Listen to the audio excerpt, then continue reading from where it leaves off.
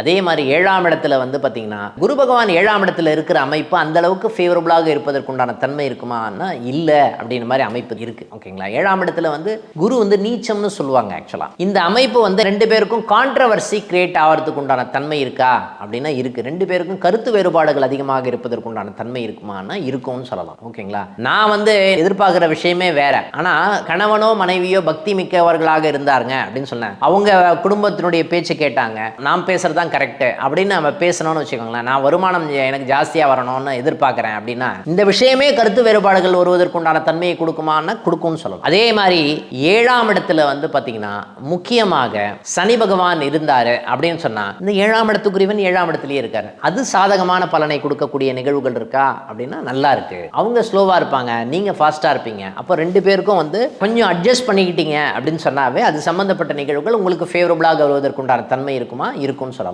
ரெண்டு பேருக்கும் கருத்து வேறுபாடுகள் இல்லாத சின்ன சின்ன கான்ட்ரவர்சி இருந்தால் கூட அது ஸ்மூத்தா போகக்கூடிய தன்மை இருக்குமான்னா இருக்கும்னு சொல்லலாம். அதே மாதிரி 7ஆம் இடத்துல வந்து பாத்தீங்கன்னா ராகு பகவான் இருக்காரு.